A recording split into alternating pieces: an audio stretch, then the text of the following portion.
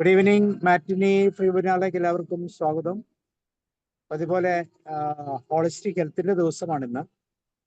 അതുകൊണ്ട് തന്നെ വളരെ പ്രത്യേകതയുള്ള ഒരു വിഷയമാണ് ഹോളിസ്റ്റിക് കോൺസെൻട്രേഷൻ.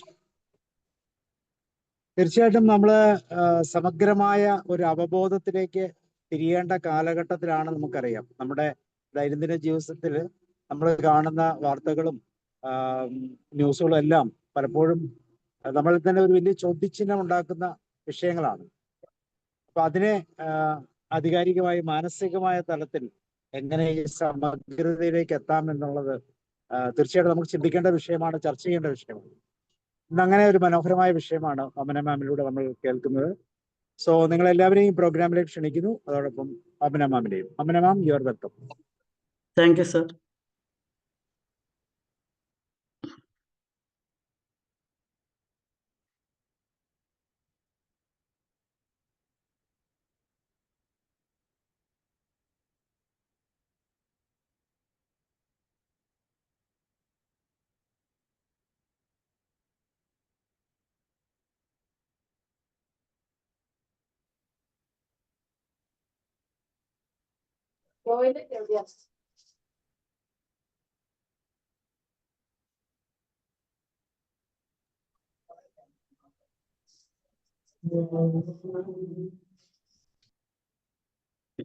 ഓഡിബിൾ ആണോ സാറേ? ശരിക്കും ഓഡിബിൾ ആണോ? ഓഡിബിൾ ആണ്, ക്ലിയർ ആണ്. Low system resources may affect your audio quality എന്നൊക്കെ പറയുന്നുണ്ട് ഇതിന്റെ. അത് ചാർജർ കുത്തിയിട്ടുണ്ടോ നോക്കൂ, ചാർജർ ഉണ്ടല്ലോ. ഉണ്ട്, അത് ഓണാ. കുഴപ്പമില്ല, എല്ലാം ക്ലിയർ ആണ്. സ്റ്റാർട്ട് ചെയ്തു. Thank you sir. എല്ലാവരെയും ഈ പ്ലാറ്റ്ഫോമിലേക്ക് സ്വാഗതം ചെയ്യുന്നു. കൂട്ടത്തിൽ ഈ പ്ലാറ്റ്ഫോമിൻ്റെ സാറിന് ഒരു നന്ദി പറയുന്നു. കാരണം നമുക്ക് ക്ലാസ് എടുക്കാനുള്ള ഒരു സാഹചര്യം ഒരു സോഷ്യൽ റിഫോം പോലെ സാർ ഒരുക്കി തരുന്നുണ്ട് എന്ന് ഈ സബ്ജക്റ്റ് പഠിച്ചപ്പം അതും ഇതിൻ്റെ അകത്തൊരു കാര്യമാണെന്ന് എനിക്ക് തോന്നി. അപ്പോൾ പതിവുപോലെ എൻ്റെ അച്ഛനും അമ്മയ്ക്കും കൃതജ്ഞത രേഖപ്പെടുത്തുന്നു. അതുപോലെ എല്ലാ ഗുരുഭൂതന്മാർക്കും, ദൈവത്തിനും, മാതാപിതാ ഗുരു ദൈവം എല്ലാവർക്കും കൃതജ്ഞത രേഖപ്പെടുത്തുന്നു.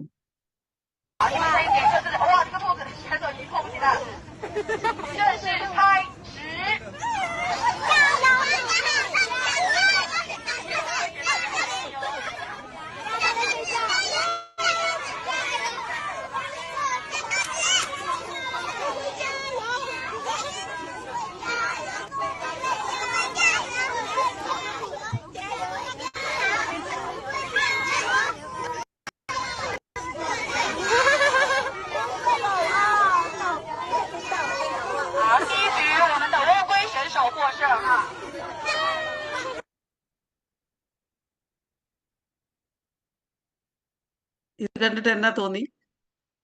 ഒരിക്കലും ഇതുപോലത്തെ ഒരു സീൻ കണ്ടിട്ടില്ല, കഥകൾ മാത്രമേ കേട്ടിട്ടുള്ളൂ. ഇത് ഭയങ്കര റിയലിസ്റ്റിക് ആയി. എന്തായാലും ആമ തന്നെ ജയിക്കുന്നുള്ളൂ. മോഡേൺ ആമ തന്നെ ജയിച്ചത്. പഴയ ആമ ഇതുവരെ രക്ഷപ്പെട്ടില്ല. അപ്പം ഞാൻ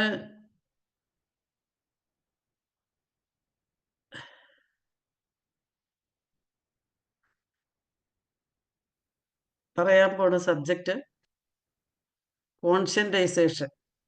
ഇത്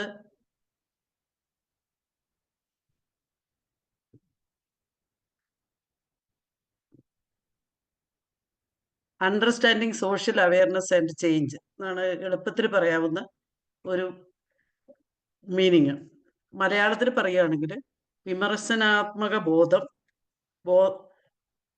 മനസാക്ഷിവൽക്കരണം, മനസാക്ഷിത്വം എന്നൊക്കെ പറയാവുന്നതാണ്. ഇത് ഡെവലപ്പ് ചെയ്തത് ഒരു എഡ്യൂക്കേറ്ററായ, ഫിലോസഫറും എഡ്യൂക്കേറ്ററുമായ ബ്രസീലുകാരനായ പൗലോ ഫ്രെയർ ആണ്. ഇതിൻ്റെ ഡെഫിനിഷൻ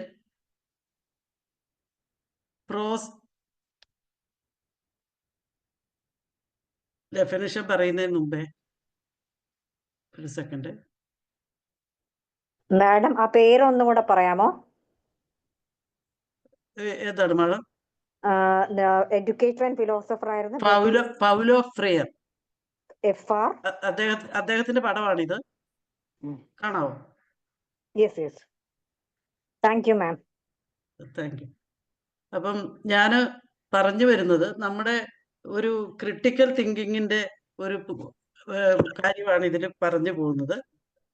ഇതിന്റെ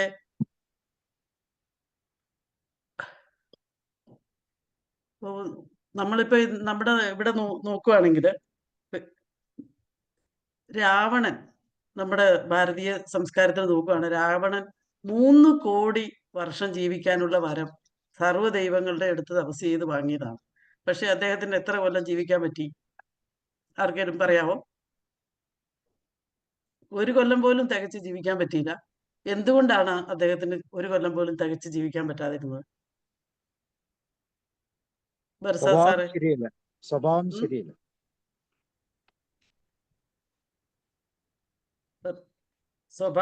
ശരിയല്ല. ഓക്കെയാണ്. ഏത് തരത്തിലുള്ള സ്വഭാവമാണ് അങ്ങേർക്ക് കുറഞ്ഞു പോയത്, അല്ലെങ്കിൽ ശരിയല്ലാതെ പോയത്? Lack of empathy. Lack of empathy correct ആണ് മാഡം. മറ്റുള്ളവരെ പരിഗണിക്കായിക, മറ്റുള്ളവരോട് പരിഗണന കാട്ടായികയാണ് രാവണന് ഇല്ലാതിരുന്ന ഇത്. ഒരിക്കല് വീരേന്ദ്രകുമാർ ഒരു പ്രസംഗത്തിൽ പറഞ്ഞു, പ്രസംഗത്തിലല്ലാതെ ഇവിടെ നടപ്പിലുള്ള കാര്യമാണ്.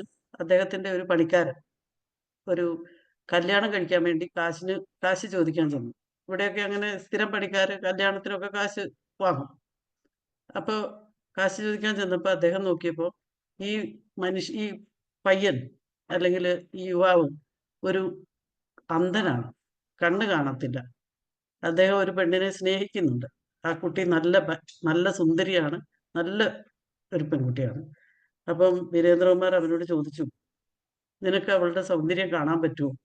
നിനക്ക് അവളെ കാണാൻ പറ്റുമോ എന്ന് ചോദിച്ചു. അന്നേരം ആ യുവാവ് പറഞ്ഞു, 1000 പേരെ പെൺകുട്ടികളെ കൊണ്ട നിർത്തിക്കോളൂ, എനിക്ക് എൻ്റെ പെൺകുട്ടിയെ അതിൻ്റെ ഇടയിൽ നിന്ന് മനസ്സിലാവും എന്ന്.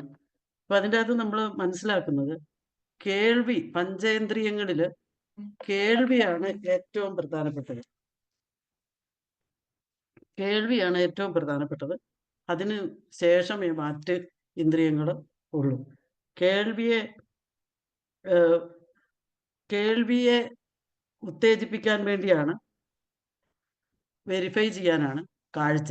അടിസ്ഥാന ഇന്ദ്രിയം കേൾവിയാണ്. അപ്പോൾ ഞാൻ പറഞ്ഞു വന്നത് പൗലോ ഫ്രെയറിയുടെ ഈ കോൺസെൻട്രേഷന്റെ ഡെഫിനിഷൻ വായിക്കാൻ ബുദ്ധിമുട്ടായിരിക്കും. അതിനു മുമ്പേ ഞാനൊരു ചോദ്യം ചോദിക്കാം. Have you ever changed your thinking about something after learning more about it? എന്തിനെപ്പറ്റി എങ്കിലും കൂടുതൽ പഠിച്ചു കഴിഞ്ഞപ്പോൾ നിങ്ങൾ ആരെങ്കിലും അതിനെപ്പറ്റിയുള്ള അഭിപ്രായം മാറ്റിയിട്ടുണ്ടോ? ആദ്യത്തെ അഭിപ്രായം മാറ്റിയിട്ടുണ്ടോ? തീർച്ചയായും വളരെയധികം മാറ്റിയിട്ടുണ്ട്. നമ്മൾ പഠിച്ചു കഴിയുമ്പോൾ, കൂടുതൽ പഠനം നടത്തി കഴിയുമ്പോൾ അഭിപ്രായങ്ങൾ നമുക്ക് മാറാറുണ്ട് അല്ലേ? അപ്പൊ ഈ കോൺസെൻട്രേഷന്റെ ഡെഫിനിഷനാണ് process of becoming aware of the contradictions existing within oneself and in society and of gradually being able to bring about personal and social transformation. Personal and social transformation ആണ് ഈ കോൺസെൻട്രേഷൻ കൊണ്ട് ഉദ്ദേശിക്കുന്നത്. നമുക്ക് വിദ്യാഭ്യാസം കിട്ടിക്കഴിഞ്ഞാൽ നമ്മൾ ഇങ്ങനെ ഒരു ട്രാൻസ്ഫോർമേഷന് ഉള്ള അവസരം നമുക്കുണ്ടാകുന്നു. What is concentration? അത് വായിക്കാൻ പറ്റുമല്ലോ Jaseena madam. The presence of critical awareness and taking action against injustice. It involves critical thinking, reflection, action. The process of critical awareness and taking action against injustice. അത് എങ്ങനെയാണ് നമുക്ക് അങ്ങനെ ചെയ്യാൻ പറ്റുന്നത്? അതിന്റെ സ്റ്റെപ്സ് ആണ് ക്രിട്ടിക്കൽ തിങ്കിങ്. ക്രിട്ടിക്കൽ തിങ്കിങ് എന്ന് പറഞ്ഞാൽ എന്താണ്? Questioning what we see and hear, അല്ലേ? ക്രിട്ടിക്കൽ തിങ്കിങ് എന്ന് പറഞ്ഞാൽ ക്വസ്റ്റ്യനിങ്. അതിന്റെ അടുത്ത സ്റ്റെപ്പ് റിഫ്ലക്ഷൻ. നമുക്ക് എന്തെങ്കിലും understanding the reasons behind the issue. Reflection, understanding the reason behind the issue. അത് കഴിഞ്ഞാൽ പിന്നെ നമ്മൾ ആക്ഷൻ എടുക്കണം. Working towards positive change. നമുക്കൊരു കാര്യം മനസ്സിലായി, അഴിമതി അല്ലെങ്കിൽ എന്തെങ്കിലും വ്യത്യാസമുണ്ട് എന്ന് മനസ്സിലായി കഴിഞ്ഞാൽ, ഇപ്പോൾ ഞാൻ ആലോചിക്കുമായിരുന്നു, സോക്രട്ടീസ് പറഞ്ഞത്, ഇപ്പൊ നമുക്കൊരു വയറുവേദന വരുവാണെങ്കിൽ നമ്മൾ ഏറ്റവും നല്ല ഡോക്ടറെ തപ്പിപ്പോകും. നമുക്കൊരു വയറുവേദന വന്നാൽ നമ്മൾ സാധാരണ എല്ലാവരോടും നടന്ന് ചോദിക്കും, ആരുടെ അടുത്ത് പോയാൽ എനിക്കിങ്ങനെ വയറുവേദനയുണ്ട്, ആരുടെ അടുത്ത് പോയാൽ ശരിയാവുക. ഏറ്റവും നല്ല ഡോക്ടർ എവിടെയാണോ അവിടെ പോയി നമ്മൾ മരുന്ന് വാങ്ങും. അതേസമയം നമ്മളെ ഈ 140 കോടി ജനങ്ങളെ ഭരിക്കാൻ നമ്മൾ ആളുകളെ തിരഞ്ഞെടുക്കുമ്പോൾ നമ്മൾ എന്താണ് ചിന്തിക്കുന്നതെന്ന് എനിക്ക് മനസ്സിലായില്ല. അത് ഞാനിനി കൂടുതൽ പറഞ്ഞ് സാറിനെ ബുദ്ധിമുട്ടിക്കുന്നില്ല. അപ്പോൾ നമ്മുടെ രീതികൾ അങ്ങനെയാണ്. പക്ഷെ ഇന്നത്തെ വിദ്യാഭ്യാസം ഏത് തരത്തിലാണ് പോകുന്നത്? ഇത് പിന്നെ ക്രിട്ടിക്കൽ തിങ്കിങ്ങിന്റെ ഒരു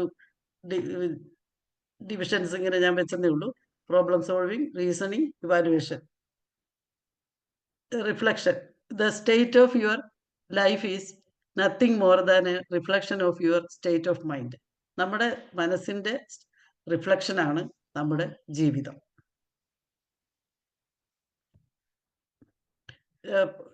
പൗലോ ഫെറി പറയുന്നത്, education does not change the world, education changes people, people change the world എന്നാണ് അദ്ദേഹം പറയുന്നത്.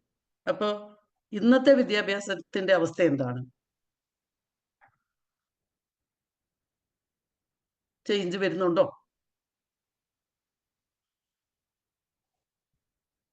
ഒരു ഇന്ററാക്ഷൻ ഉണ്ടെങ്കിൽ ഒരു ആരെ കാണത്തില്ല, അതുകൊണ്ട് ആരെയും വിളിക്കാൻ പറ്റില്ല.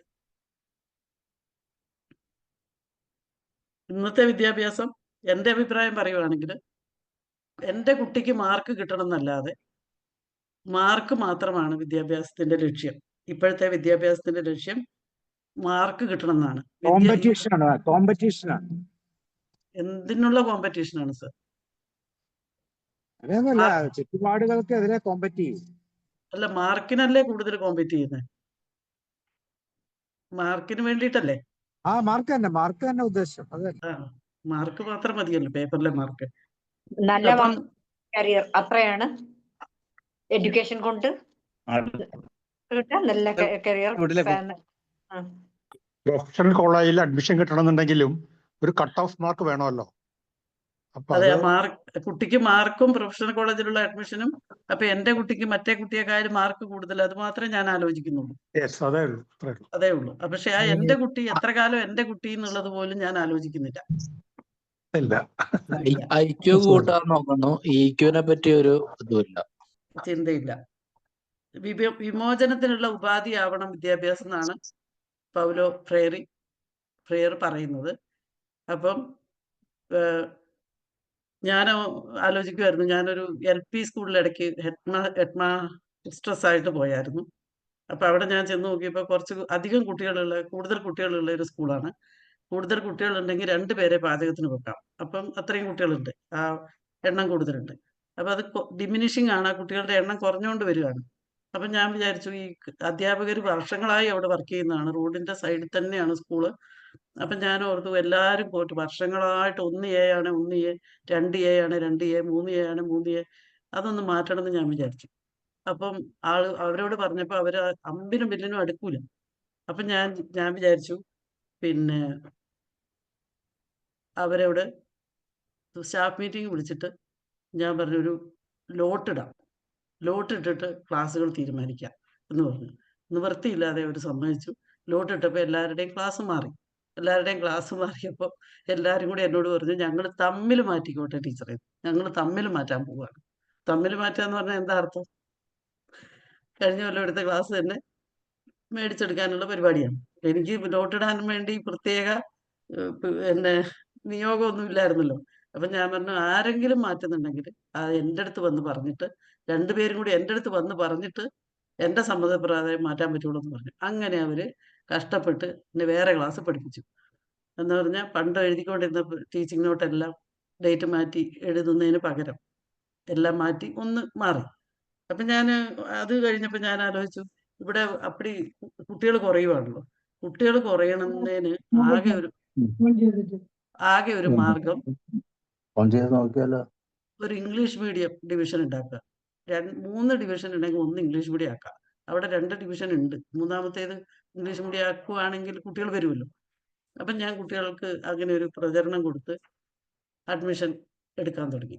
അഡ്മിഷൻ എടുക്കാൻ തുടങ്ങിയപ്പോൾ അധ്യാപകർ അവിടെ വന്നു നിന്ന് ആളുകളെ മടക്കി വിടുന്ന അവസ്ഥയുണ്ടായി.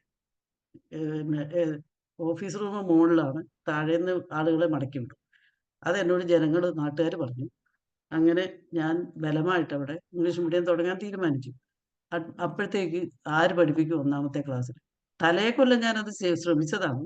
തലേ കൊല്ലം ഞാൻ 1ാം ക്ലാസ്സിൽ പഠിപ്പിക്കാൻ ഒരു ടീച്ചർ MA BEd കാരിച്ച് ടീച്ചറാണ്, LP-യിലാണ്. അപ്പോൾ അവർക്കൊരു കുറച്ചും കൂടി എക്സ്പോഷർ കിട്ടുന്നതാണ്. ചെറുപ്പക്കാരിയാണ്. കുട്ടികൾ പറഞ്ഞ് ആദ്യം പുറത്തേക്ക് പോകേണ്ടത് അവരാണ്. അപ്പം ഞാൻ അവരോട് പറഞ്ഞ് സമ്മതിപ്പിച്ചു. എനിക്ക് അവരെ ഭയങ്കര ഇഷ്ടമായിരുന്നു. പറഞ്ഞ് സമ്മതിപ്പിച്ചു. അപ്പോൾ അവർ സമ്മതിച്ചു. സ്റ്റാഫ് മീറ്റിങ്ങിൽ അവർ ഏറ്റെടുത്തു. അങ്ങനെ തീരുമാനമാക്കിയപ്പോഴത്തേക്ക് പിറ്റേ ദിവസം എന്നോട് വന്ന് പറഞ്ഞു, ടീച്ചറെ ഞാൻ പ്രഗ്നൻ്റ് ആണ്, അതുകൊണ്ട് ഞാൻ ലീവ് എടുക്കേണ്ടി വരും. അപ്പോൾ ആരെങ്കിലും ആക്കാൻ ടീച്ചർ ബുദ്ധിമുട്ടുമല്ലോ, അതുകൊണ്ട് ഞാൻ ഏറ്റെടുക്കൂല എന്ന് പറഞ്ഞു. അത് മറ്റുള്ള അധ്യാപകരെല്ലാം കൂടി ബ്രെയിൻ വാഷ് ചെയ്ത് പ്രഗ്നൻ്റ് ആക്കിയതാണ്. അതിനുശേഷം അവരൊരു പ്രസവം പ്രസവിച്ചിട്ടില്ല. പിന്നെ ആ കൊല്ലം എനിക്കത് നടത്താൻ പറ്റിയില്ല. പിറ്റത്തെ കൊല്ലം ഞാൻ അതിന് മുമ്പ് വർക്ക് ചെയ്ത ഒരു സ്കൂളിലുണ്ടായിരുന്ന ടീച്ചർ അവിടെ ട്രാൻസ്ഫറായി വന്നിട്ടുണ്ടായിരുന്നു. ആ ടീച്ചറാണ് ത്രോൺ ഔട്ട് ആവേണ്ടത്. ഞാൻ പറഞ്ഞു, ഇങ്ങനെ പോയാൽ മറ്റേ ടീച്ചർ പോയ പോലെ പോകേണ്ടി വരും. അതുകൊണ്ട് നിങ്ങൾക്ക് ഒരു ഇംഗ്ലീഷ് മീഡിയം ഫസ്റ്റ് സ്റ്റാൻഡേർഡ് ഞാൻ തുടങ്ങിത്തരാം. പഠിപ്പിക്കാൻ പറ്റുമെങ്കിൽ ഇവിടെ ജീവിതകാലം മുഴുവൻ വേണമെങ്കിൽ ഇവിടെ നിൽക്കാമെന്ന് പറഞ്ഞു. അങ്ങനെ അവർ സമ്മതിച്ചു. ഞാനത് തുടങ്ങാൻ പോയപ്പോഴാണ് ഇവർ കുട്ടികളെ മടക്കി വിട്ടുകൊണ്ടിരുന്നത്. എന്നിട്ടും ഞാൻ തുടങ്ങാൻ വേണ്ടി AE ഓഫീസിൽ കൊണ്ട് എല്ലാം എഴുതി കൊടുത്തു. കുട്ടികളെ അഡ്മിറ്റ് ചെയ്തു. അവർ പറഞ്ഞുകൊണ്ടിരുന്നത് എന്നാന്ന് വെച്ചാൽ ടീച്ചർ പ്രൊമോഷൻ കിട്ടി അങ്ങ് പോകും, എനിക്ക് ഹൈസ്കൂളിലേക്ക് HM ആയിട്ട് പ്രൊമോഷൻ വരാനുണ്ട്, കിട്ടി അങ്ങ് പോകും, പിന്നെ ഞങ്ങളെ ഉണ്ടാവുള്ളൂ, നിങ്ങൾ വേണമെങ്കിൽ നിങ്ങളുടെ പിള്ളേരെ ശരിക്കുള്ള ഇംഗ്ലീഷ് മീഡിയത്തിൽ കൊണ്ട് വേണേൽ ചേർത്തോന്നാണ് അവർ പറഞ്ഞുകൊണ്ടിരുന്നത്. അപ്പം ഞാൻ എങ്ങനെയെങ്കിലും സ്റ്റാർട്ട് ചെയ്തിട്ടാണ് അവിടുന്ന് പോകുന്നത്. പക്ഷേ AE ഓഫീസിൽ നിന്നുള്ള ആ ഒരു അനുമതി ഇങ്ങോട്ട് മേടിക്കാൻ സമയമായില്ലായിരുന്നു. അപ്പോൾ ഞാൻ ഇവിടത്തെ സ്കൂളിലിരിക്കുമ്പോൾ എന്നോട് രക്ഷിതാക്കൾ വിളിച്ച്, ഇത് അനുമതി ഇല്ലാതെ ഇവിടെ കുട്ടികൾ പഠിക്കാൻ പറ്റുമോ, എന്താ ടീച്ചർ ചെയ്ത പണി എന്നൊക്കെ ചോദിച്ചു. അപ്പം ഞാൻ പറഞ്ഞു, അവിടെ നിൽക്ക്, ഞാനൊന്ന് അന്വേഷിക്കട്ടെ എന്ന് പറഞ്ഞു. AE ഓഫീസിൽ വിളിച്ചിട്ട് ക്ലർക്കിൻ്റെ അടുത്ത് ചോദിച്ചപ്പോൾ അനുമതി റെഡിയാണ്, ആരും ഒന്നും വാങ്ങിയിട്ടില്ല. അപ്പോൾ ഞാൻ PTA പ്രസിഡന്റിനെ വിളിച്ച് പറഞ്ഞു, ആ അനുമതി അവിടെ നിന്ന് വാങ്ങി. അത് രഹസ്യമായിട്ടല്ലാതെ PTA പ്രസിഡന്റിന്റെ കൈ കിട്ടിയാൽ രഹസ്യമാവില്ലല്ലോ. അധ്യാപകരുടെ ഹെഡ് മാസ്റ്ററുടെ കൈ കൊണ്ട് കൊടുക്കണം, അവിടെ സ്റ്റാർട്ട് ചെയ്യാനുള്ളത് അവിടെ റെഡി ആയിട്ടുണ്ട്, ഇന്ന ക്ലർക്കിൻ്റെ അടുത്ത് പോയാൽ മതി എന്ന് പറഞ്ഞ് ഏൽപ്പിച്ചു. അങ്ങനെ ആ ഇംഗ്ലീഷ് മീഡിയം ഇപ്പോഴും അവിടെയുണ്ട്, കുട്ടികൾ കുറഞ്ഞിട്ടില്ല. അതാണ് നമുക്ക് നമ്മുടെ വിദ്യാഭ്യാസ രംഗത്തുള്ള കുറേ കാര്യങ്ങളാണ്, അത് പറഞ്ഞാൽ തീരൂല. അപ്പം many lives and many masters എന്നുള്ള ആ പുസ്തകത്തിൽ പിന്നെ അതിൻ്റെ ബ്രയാൻ ബേസ് പറയുന്നത്, നമ്മുടെ ജീവിതത്തിൽ ഒരു രോഗിയെ അദ്ദേഹം കണ്ടുമുട്ടിയപ്പോൾ ആ രോഗി യുടെ കഴിഞ്ഞ ജന്മത്തിലെ ടോക്സിക്സ് ഒക്കെയാണ് അത് അനുഭവിച്ചുകൊണ്ടിരുന്നത്. അങ്ങനെയൊക്കെ നമ്മൾ കാണുന്നതല്ല ലോകം, നമ്മൾ കാണുന്നതിൻ്റെ അപ്പുറത്ത് ശരിക്കും ലോകമുണ്ട്. നമ്മുടെ ഭാരതീയ സംസ്കാരത്തിൽ പറയുന്നത് പരാസംവിത്ത് എന്നാണ് പറയുന്നത്. ബോധമാണ് നമ്മുടെ, ആ പരമബോധം ആണ് പ്രപഞ്ചം. ആ പ്രപഞ്ചം തന്നെ നമ്മൾ കാണുന്നതല്ല, അതിൻ്റെ അപ്പുറത്തേക്കുണ്ട്, നമുക്ക് മുഴുവൻ കാണാൻ പറ്റാത്ത പൂർണ്ണത ഉണ്ട് എന്നാണ് ഭാരതീയ സംസ്കാരത്തിൽ മായ എന്നൊക്കെ പറയുന്നത്. അപ്പം ഇന്ദ്രിയം കൊണ്ട് അളക്കാൻ കഴിയുന്നതേ നമുക്ക് അളക്കാൻ പറ്റുള്ളൂ, അല്ലാത്തത് കൊണ്ട് സമുദ്രം നമുക്ക് അളക്കാൻ പറ്റില്ല. അതിന് നമ്മൾ ഒരു ഗ്ലാസ്സിൽ സമുദ്രജലം ശേഖരിച്ചിട്ട് നമുക്ക് വേണമെങ്കിൽ അതിൻ്റെ ക്വാളിറ്റീസ് മനസ്സിലാക്കാൻ പറ്റും. അതുകൊണ്ടാണ് C രാധാകൃഷ്ണനോട് അദ്ദേഹത്തിൻ്റെ അച്ഛൻ ചോദിച്ചത്, ഒരു കൈക്കുടന്നയിൽ കടൽ ജലം എടുത്തിട്ട് ചെവിയുടെ അടുത്ത് വെച്ചപ്പം ഇരമ്പൽ കേൾക്കുന്നുണ്ടോ എന്ന് ചോദിച്ച അത് ആ ഗ്ലാസ്സിന് ഒന്നും അനുഭവിക്കാൻ പറ്റില്ല. അല്ലെങ്കിൽ നമ്മളൊരു സ്പൂണിൽ ഒരു സാധനം എടുത്താൽ അതിന്റെ സ്പൂണിനൊന്നും അനുഭവിക്കാൻ പറ്റില്ല. നമ്മുടെ നാവിനെ അതിന്റെ ടേസ്റ്റ് ഒക്കെ അറിയാൻ പറ്റുള്ളൂ. അങ്ങനെ ഒരുപാട് നമ്മൾ കാണുന്നതിന്റെ അപ്പുറത്തേക്ക് ലോകം ഉണ്ട് എന്നാണ് ഞാൻ മനസ്സിലാക്കുന്നത്.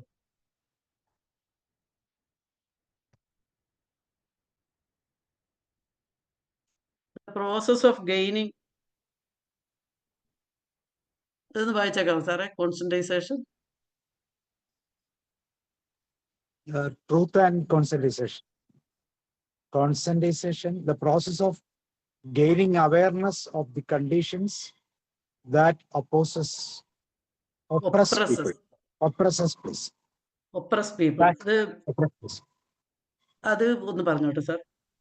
പൗലോ ഫ്രേറിയുടെ കാലത്ത് ബ്രസീലിൽ സൈനിക സ്വേച്ഛാധിപത്യമാണ് ആയിരുന്നു. അപ്പോൾ ഭയങ്കര ഒപ്രസ്ഡ് ആയിട്ടുള്ള ആളുകളെയാണ് അദ്ദേഹം കാണുന്നത്.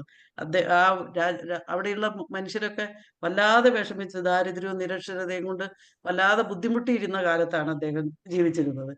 അപ്പോൾ അദ്ദേഹത്തിന്റെ ഒരു പുസ്തകം, ഈ കൺസെപ്റ്റ് അദ്ദേഹത്തിന്റെ ഒരു പുസ്തകത്തിൽ നിന്നാണ്, പെഡഗോഗി ഓഫ് ദ ഒപ്രസ്ഡ്.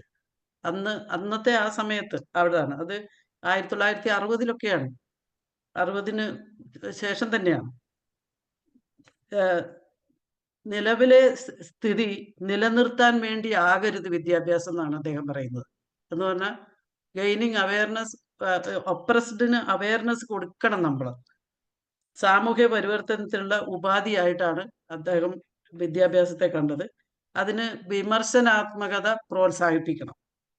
അപ്പം അദ്ദേഹത്തിന്റെ പെഡഗോഗി ഡയലോജിക്കൽ ലേണിംഗ് ആയിരുന്നു. എന്ന് പറഞ്ഞാൽ പഠന പ്രക്രിയയിൽ സംഭാഷണം ഒരു പ്രധാന കാര്യമാണ്. അധ്യാപകനും വിദ്യാർത്ഥിയും ഇതിൻ്റെ അകത്ത് തുല്യ പങ്കാളികളാണ്. ഈ ഇതിൻ്റെ കാര്യത്തിൽ തുല്യ പങ്കാളികളാണ് അധ്യാപകനും വിദ്യാർത്ഥിയും. അധ്യാപകൻ ഒരു കൊടുക്കുന്നയാളും വിദ്യാർത്ഥി ഒരു വാങ്ങുന്നയാളുമായിട്ടല്ല അദ്ദേഹം ഉദ്ദേശിക്കുന്നത്. ഡയലോജിക്കൽ ലേണിംഗ്, പഠന പ്രക്രിയയിൽ സംഭാഷണം ആണ് അതിൻ്റെ പ്രധാനപ്പെട്ട ഇത്. അപ്പൊ രണ്ടുപേര് കൂടി, നമ്മൾ ശ്രദ്ധിച്ചിട്ടുണ്ടോ, നമുക്കൊരു കാര്യത്തിന് ഒരു സംശയം തോന്നുകയാണെങ്കിൽ രണ്ടുപേര് കൂടി അതൊന്ന് ചർച്ച ചെയ്താൽ കറക്റ്റായ കാര്യം ഡിറൈവ് ചെയ്തു വരും. ശരിയല്ലേ? അപ്പൊ അതുപോലെ അത് അല്ലാതെ കുട്ടികൾ മിണ്ടാതിരുന്ന് ഇങ്ങനെ കേൾക്കുക, അധ്യാപകൻ ഇങ്ങനെ പറഞ്ഞുകൊണ്ടിരിക്കുക. വിദ്യാർത്ഥിയും അധ്യാപകനും പഠന പ്രക്രിയയിൽ തുല്യ പങ്കാളികളായിരിക്കണം. അപ്പം എല്ലാവരും സ്വയം ചിന്തിക്കുന്ന ഒരവസ്ഥ ഉണ്ടാവും. അപ്പം എന്നാലേ കൂടുതൽ നീതിയും സമത്വമുള്ള ഒരു സമൂഹം ഉണ്ടാവുകയുള്ളൂ. അപ്പോൾ ടീച്ചർ സബ്ജക്റ്റ് ഓഫ് നോളജും ലേണർ ഓബ്ജക്റ്റ് ഓഫ് നോളജും ആകാൻ പാടില്ല. സബ്ജക്റ്റ് ഓഫ് നോളജ് എന്ന് പറഞ്ഞാൽ അപ്പൊ ടീച്ചർ ഒപ്രസറാണ്, കുട്ടി ഒപ്രസ്ഡ് ആണ് എന്നാണ് പൗലോ ഫ്രേർ പറയുന്നത്. അപ്പൊ നമുക്ക് ഇദ്ദേഹത്തിന്റെ കാലഘട്ട പ്രാക്സിസ്, പ്രവർത്തനം, ക്രിട്ടിക്കൽ ഒന്ന് വായിച്ചോളൂ sir. Critical reflection and action upon the world to transform it. അത് പറഞ്ഞതാണ് അല്ലേ സാർ? അടുത്ത എടുക്കട്ടെ.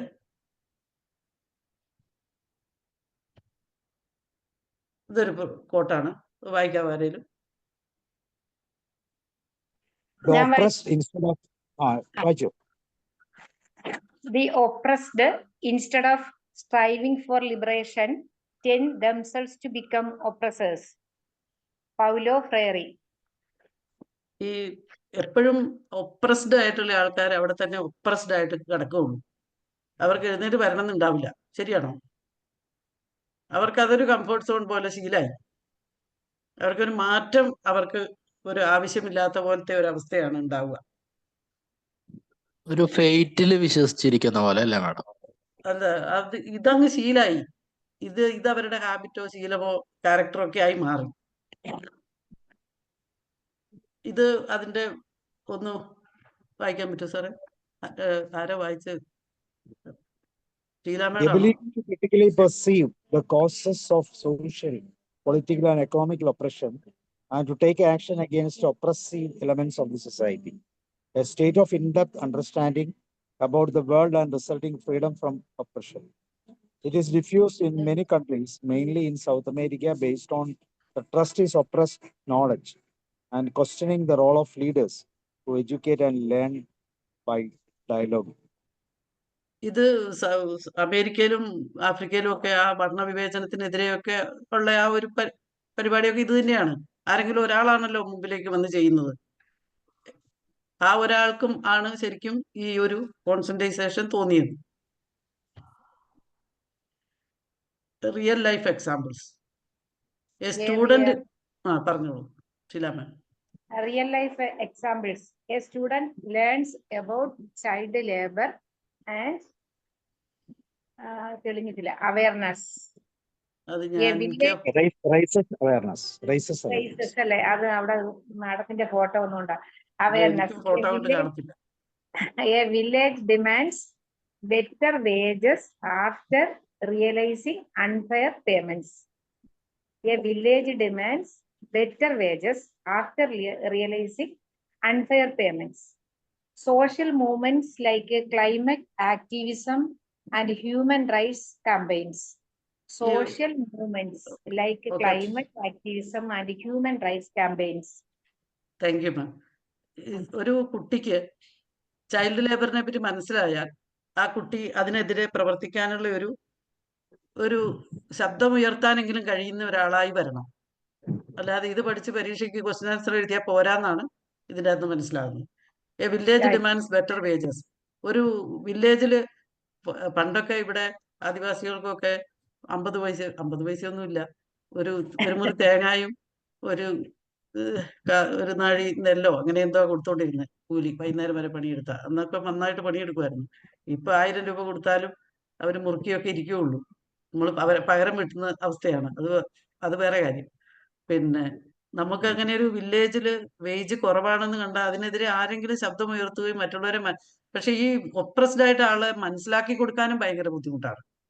അവർക്കത് മനസ്സിലാകാനാണ് ബുദ്ധിമുട്ട്. ഞാൻ എൻ്റെ ഒരു അനുഭവത്തിൽ കണ്ടത് അങ്ങനെയാണ്. Social movements like climate activism and human rights campaigns, ഇതൊക്കെ ഇങ്ങനെയൊക്കെ ഉള്ളത് മനസ്സിലാക്കുകയും അതിനെതിരെ ശബ്ദമുയർത്തുകയും പ്രവർത്തിക്കുകയും ചെയ്യാനുള്ള ഒരു പകതിരിവാണ് വിദ്യാഭ്യാസം കൊണ്ട് നേടേണ്ടതെന്നാണ് പൗലോ ഫ്രീയർ പറഞ്ഞത്. ഇയാളെ പരിചയമുണ്ടോ ആർക്കെങ്കിലും? പരിസ്ഥിതിവാദി. Greta Thunberg.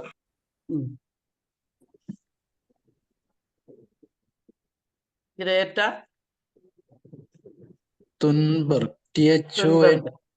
Greta Thunberg. അത് ഒരു കാലാവസ്ഥ ആഗോളതാപനത്തിനെതിരെ പ്രവർത്തിച്ച ഡേറ്റ് ഓഫ് ബർത്ത് 2003 കുട്ടിയാണ്. UN അത് പിന്നെ പ്രസംഗം പറയാനുള്ള അവസരം വന്നു. UN ക്ലൈമറ്റ് ഇതിൽ പ്രസംഗം പറഞ്ഞു. ട്രംപിനെ രൂക്ഷമായിട്ട് നോക്കിയ ആളാണ്. കണ്ണല്ലെങ്കിൽ തന്നെ രൂക്ഷമായിട്ടായിരിക്കുന്നത്. ട്രംപിനെതിരെ മനസ്സിലായി സാർ. സാറ് അതിന്റെ കണ്ണിലോട്ട് നോക്കി. ഇതോ അറിയാലോ അല്ലേ?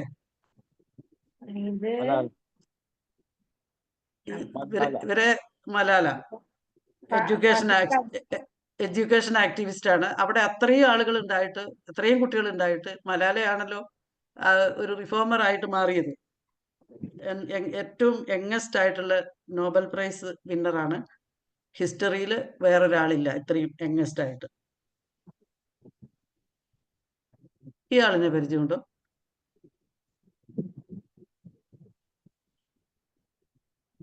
ചെറിയ കുട്ടിയാണ്. ഞാൻ ഫോറിനേഴ്സിനെ ഒഴിവാക്കാൻ വിചാരിച്ചിട്ട് ഓർമ്മ വരുന്നില്ല പേര്. ലെസിപ്രിയ കാങ്കൂജം, എൻവയോൺമെന്റൽ ആക്ടിവിസ്റ്റ്. ഗ്രേറ്റയെ പോലെ തന്നെ founder of the child movement since 2018. 2019 UN പോയി ക്ലൈമറ്റ് ചേഞ്ചിന് റെപ്രസെന്റഡ്. G20 പോയിരുന്നു. Date of birth 2/10/2011. 6 വയസ്സ് മുതൽ ആക്ടിവിസ്റ്റ് ആണ്. മണിപ്പൂരാണ് സ്ഥലം. വിദ്യാഭ്യാസം കൊണ്ടുള്ള ഗുണമാണോ ഉം. ഇത് പരിചയമുണ്ടോ?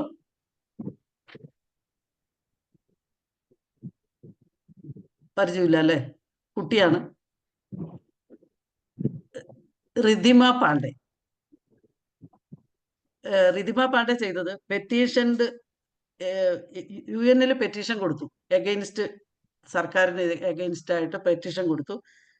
ഈ കാലാവസ്ഥാ വ്യതിയാനത്തിനെതിരെ സർക്കാർ നടപടി എടുക്കാത്തതിനെതിരെ പരാതി കൊടുത്തു. സ്ഥലം ഉത്തരാഖണ്ഡ്. ആക്ടിവിസ്റ്റാണ്. ഇത് അറിയാലോ എല്ലാവർക്കും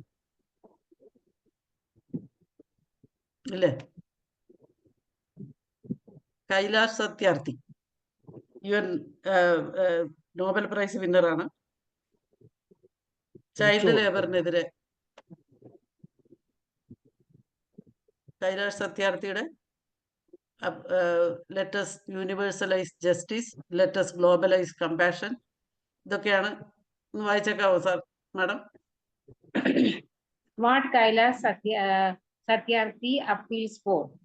Let us universalize justice. Let us globalize compassion.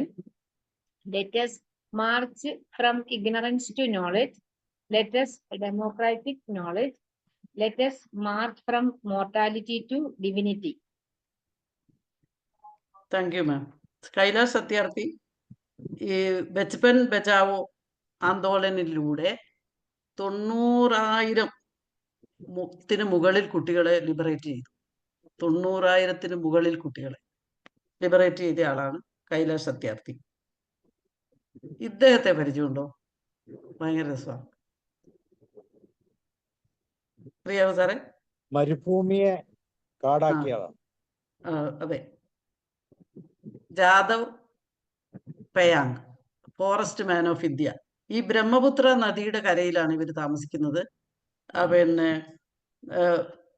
കോകിലമുക്ക് ജോറട്ട് എന്ന് പറഞ്ഞ സ്ഥലത്താണ്. പക്ഷേ ഈ ബ്രഹ്മപുത്ര നദിക്ക് ഒരു കുഴപ്പമുണ്ട്. ഫ്ലഡിങ് വരും ഇടയ്ക്കിടയ്ക്ക്. ഫ്ലഡ് വരുമ്പോൾ അവിടെ ഉള്ളത് മൊത്തം അടിച്ചുകൊണ്ട് അങ്ങ് പോകും. എന്നിട്ട് മുഴുവൻ മരുഭൂമിയാക്കി വെക്കും. അങ്ങനെ ഒരു പരിപാടി സ്ഥിരമായി നടക്കും. അപ്പൊ ആളുകൾക്ക് ഒന്നുമില്ല, വെറും മണലാരണ്യം. ഇപ്പൊ അദ്ദേഹം ആ നടുന്ന സ്ഥലം കണ്ടില്ലേ നേരത്തെ? ഒന്നുകൂടെ കാണണോ? കണ്ടില്ലേ?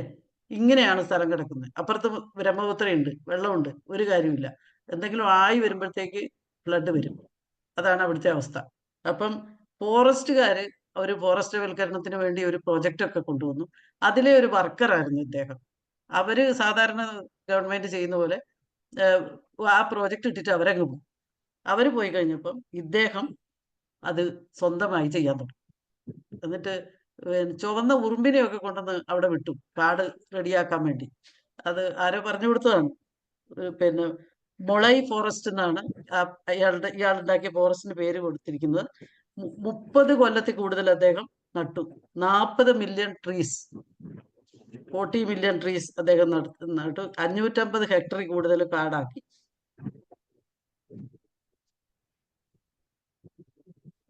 ഇദ്ദേഹത്തെ പരിചയമുണ്ടോ? എനിക്ക് ഭയങ്കര ഇഷ്ടമുള്ളവരാണ്.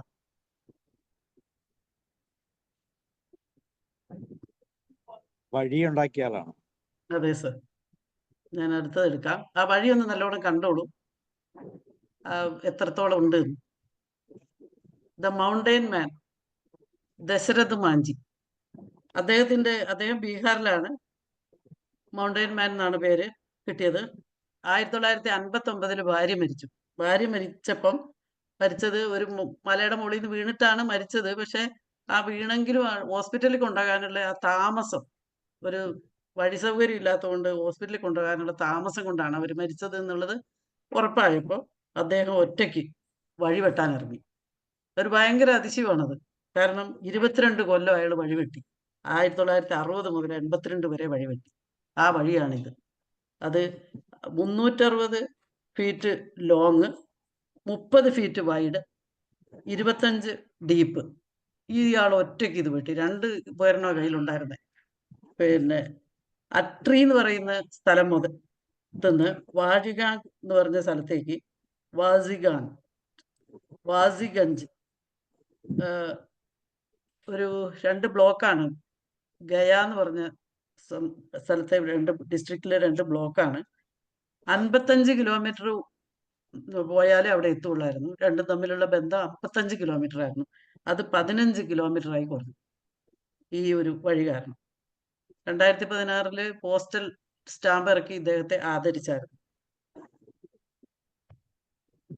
ഇത് അറിയാലോ അല്ലേ? Quality may be a fiction, but nonetheless, one must accept it as a governing principle.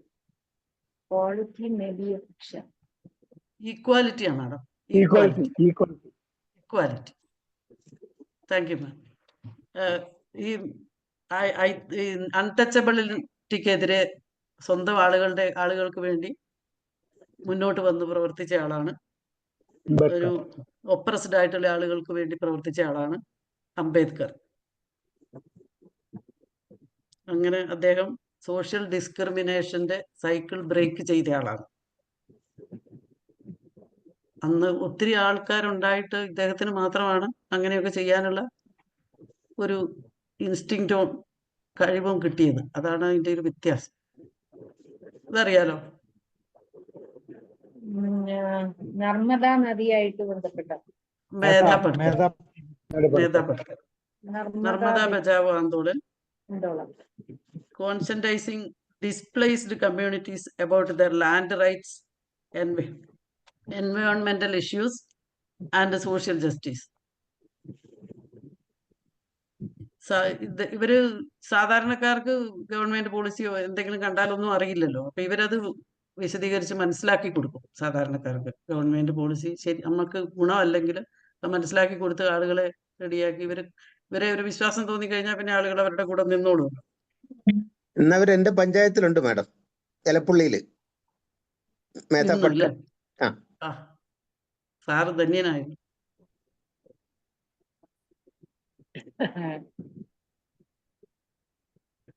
ഇത് ഞാൻ ഇതിന്റെ കൂടെ ആഡ് ചെയ്തതാണ്. ഒരു പുതിയ ഇന്നത്തെ അല്ല, എനിക്കിത് ചെയ്തോണ്ടിരുന്നപ്പോ കണ്ടപ്പോ ഞാൻ അതും കൂടി എടുത്തു. ഞാൻ വായിച്ചു. നമ്മുടെ രാത്രി കച്ചവടക്കാരൻ. മോഷ്ടാക്കളെ ഭയന്ന് വീട്ടമ്മ കുക്കറിൽ സൂക്ഷിച്ചിരുന്ന സ്വർണ്ണാഭരണങ്ങൾ ലഭിച്ചത് ആക്രി സാധനങ്ങൾ ശേഖരിച്ച തമിഴ്നാട്ടുകാരന്. ആക്രി സാധനങ്ങൾക്കൊപ്പം ലഭിച്ച സ്വർണ്ണാഭരണങ്ങൾ തിരികെ ഏൽപ്പിച്ച അണ്ണന് ഇരിക്കട്ടെ ഒരു കയ്യടി. സ്പെഷ്യൽ കേസ് അല്ലേ? അതെ അതെ, ആരും കൊടുക്കത്തില്ല ഇപ്പോഴത്തെ കാലത്ത്. ഇത് മാഡം ഇവിടെ ഒരു എക്സാമ്പിൾ ഉണ്ട്. ഇന്ന് പത്രത്തിലൊക്കെ വാർത്ത വന്നിട്ടുണ്ട്. എലപ്പുള്ളിയിലെ ഈ ഹരിതകർമ്മ സേനയിലെ 2 സ്ത്രീകള് ഈ ചപ്പും കുപ്പയൊക്കെ എടുത്തിട്ട് പോയപ്പോൾ ഒരു ചെറിയ പേഴ്സും ബാഗും കിട്ടി. അതിൽ സ്വർണവും പണവും ഉണ്ടായിരുന്നു. അവരാരുടെയാണെന്ന് അറിയാതെ അത് പഞ്ചായത്ത് സെക്രട്ടറി ഏൽപ്പിച്ചു. പഞ്ചായത്ത് സെക്രട്ടറി ഈ പേഴ്സിന്റെ പടം എടുത്തിട്ട് സോഷ്യൽ മീഡിയയിലൊക്കെ ഇട്ടു. അത് കഴിഞ്ഞിട്ട് ഒരു സ്ത്രീ വന്നിട്ട് അവരുടെ വീട്ടില് വാങ്ങിയ പോയ പടമുണ്ട്. അപ്പൊ എലപ്പുള്ളി ചരിത്രത്തിൽ സ്ഥാനം പിടിച്ചിട്ടുണ്ട് കേട്ടോ. അല്ല സാറേ, അങ്ങനെയാണെങ്കിൽ എന്റെ സ്ഥലം ഇന്ന് രാവിലെ സ്ഥാനം പിടിച്ചു. ഒരു 7ാം ക്ലാസ് പഠിക്കുന്ന കുട്ടി ഒരു പേഴ്സ് കിട്ടിയിട്ട് അതിൽ 3500 രൂപയും മറ്റ് ഡോക്യുമെന്റ്സ് ഒക്കെ ഉണ്ടായിരുന്നു. അതുകൊണ്ട് പോലീസ് സ്റ്റേഷനിൽ ഏൽപ്പിച്ചു. അപ്പൊ ഞാനാ ഫസ്റ്റ്.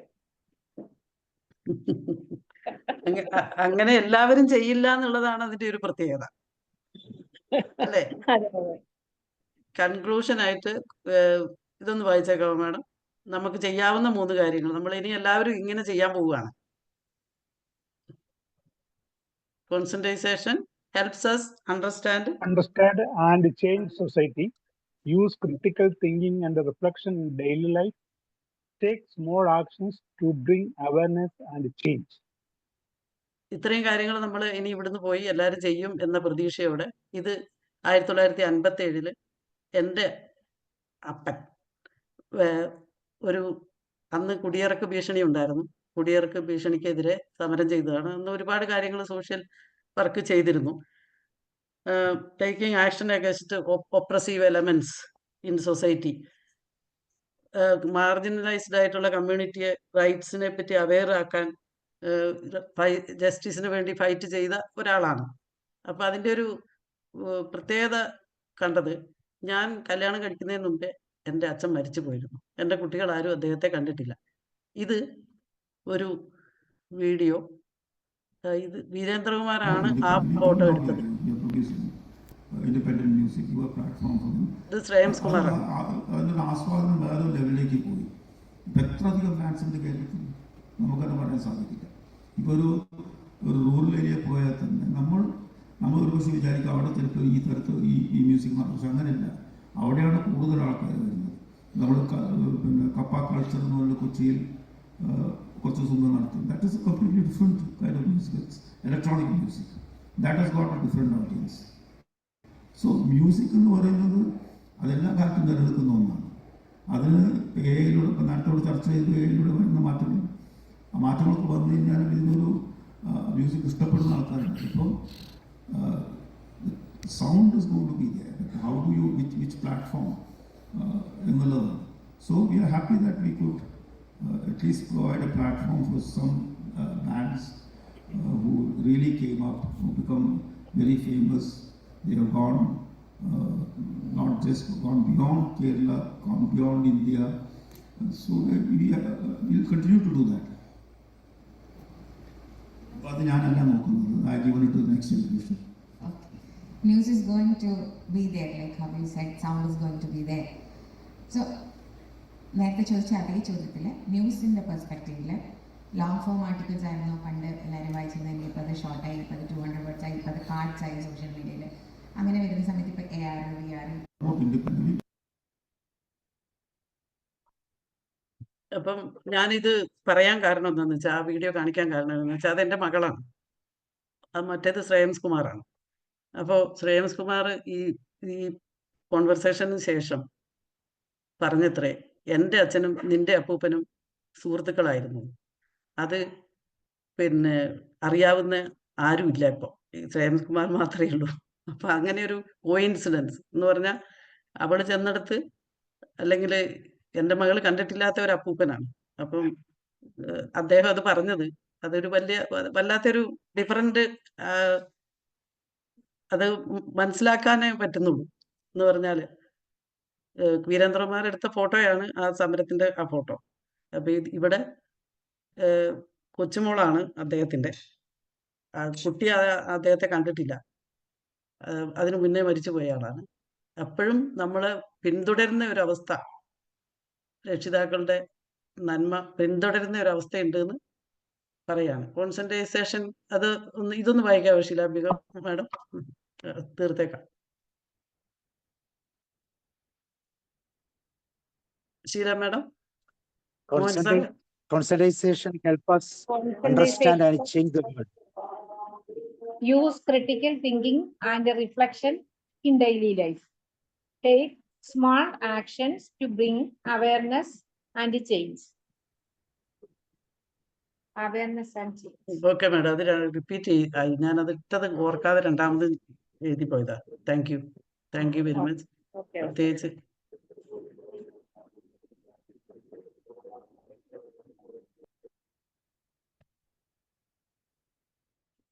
റിപ്പീറ്റ് ചെയ്തതാ. അപ്പം ഞാൻ ആ രണ്ട് എന്താ പറയുക, അവസാനം പറഞ്ഞത് എല്ലാവർക്കും മനസ്സിലായി തോന്നുന്നു അല്ലേ? നമ്മൾ ജീവിച്ചിരിക്കുന്ന അച്ഛന്മാരെക്കാളും അപ്പൂപ്പന്മാരെക്കാളും മരിച്ചുപോയവരെ എൻ്റെ അച്ഛൻ മരിച്ചത് 79 മരിച്ചതാണ്, 79. അപ്പം ഇത്രയും വർഷം കഴിഞ്ഞിട്ട് അങ്ങനെ ഒരു അവസരം വന്നപ്പോൾ എനിക്ക് അതിവിടെ ഒന്ന് ചേർക്കണം തോന്നി. അദ്ദേഹം ചെയ്തതും കോൺസെൻട്രേഷൻ തന്നെയാണ് എൻ്റെ അപ്പൻ ചെയ്തത്. ഇപ്പം ഇതൊരു സംഭാഷണമാണ്, അതാ ഇപ്പം ഈ കഴിഞ്ഞ ആഴ്ച നടന്നതാണ്. അപ്പോൾ ഇത് പ്രിപ്പയർ ചെയ്തുകൊണ്ടിരുന്നപ്പം എനിക്ക് അതും കൂടി ഇതിൽ ചേർക്കാൻ തോന്നി. Thank you very much. Sabu സാറിന് നന്ദി പറയുന്നു. എല്ലാവർക്കും കേട്ടിരുന്ന എല്ലാവർക്കും നന്ദി പറയുന്നു. ആള് വളരെ കുറവായിരുന്നു. Okay, thank you sir. Thank you ma'am, thank U. വളരെ ക്രിയാത്മകമായ ഒരു ചർച്ചയ്ക്കുള്ള ഒരു അവസരം. ഒത്തിരി പേരെ, പ്രത്യേകിച്ച് കുട്ടികളെ, അത് സമൂഹത്തിന്റെ നന്മയിലേക്ക് നയിക്കുന്ന ന്യൂ ജനറേഷന്റെ കോൺട്രിബ്യൂഷൻസ് ഒക്കെ അവിടെ കൃത്യമായിട്ട് എടുത്തു കാണിച്ചു. തീർച്ചയായിട്ടും ഒരു പഴമയിലും ഇതുപോലുള്ള ഒത്തിരി സാഹചര്യങ്ങളുണ്ട്. എന്നാൽ ഇൻ ബിറ്റ്വീൻ നമ്മൾക്കറിയാം ഇങ്ങനെയുള്ള സാഹചര്യങ്ങൾ വളരെ കുറഞ്ഞു പോകുന്നു. ഒരുപക്ഷെ വിദ്യാഭ്യാസത്തിൻ്റെതായ എഡ്യൂക്കേഷൻ സിസ്റ്റത്തിന്റെ പ്രോബ്ലം ആയിരിക്കാം.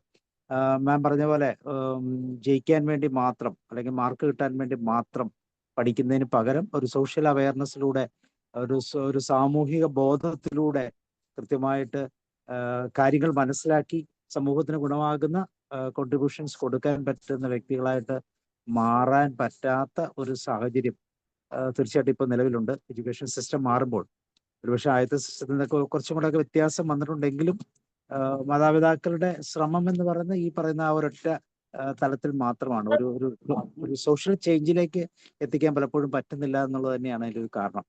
അപ്പൊ നമ്മൾക്ക് എല്ലാവർക്കും ഇതിനു വേണ്ടി ശ്രമിക്കാം, ഇങ്ങനെയുള്ള ആളുകളെ പ്രോത്സാഹിപ്പിക്കാം, അതിനുള്ള സാഹചര്യങ്ങൾ കൂടുതൽ ഉണ്ടാകാൻ പറ്റുന്ന വിധത്തിൽ ന്യൂ ജനറേഷനെയും അതുപോലെ തന്നെ ഇപ്പോൾ ഉള്ള തലമുറയൊക്കെ ആ രീതിയിലേക്ക് ഉയർത്തിയെടുക്കാൻ തീർച്ചയായിട്ടും നമ്മളെ കൊണ്ട് സാധിക്കും. അതിനുള്ള ചെറിയ ചെറിയ സ്റ്റെപ്പുകൾ അല്ലെ, സ്മോൾ സ്റ്റെപ്സ് ഉപയോഗിച്ചുകൊണ്ട് ആ പ്രോസസ്സിലേക്ക് നമുക്ക് എത്താൻ പറ്റട്ടെ എന്നുള്ള ഒരു വലിയ ആശയമാണ് കോൺസെൻട്രൈസേഷൻ എന്ന് പറയുന്ന, പ്രത്യേകിച്ച് ഒരു ഹോളിസ്റ്റിക് തലത്തിൽ അത് എല്ലാ ഡൊമൈനിലും അത് കൃത്യമായിട്ട് നമുക്ക് ഉപയോഗിക്കാൻ പറ്റും. സോഷ്യൽ, മെന്റൽ, ഫിസിയോളജിക്കൽ എല്ലാ തലങ്ങളിലും അത് കൃത്യമായിട്ട് ഉപയോഗിക്കാൻ പറ്റും.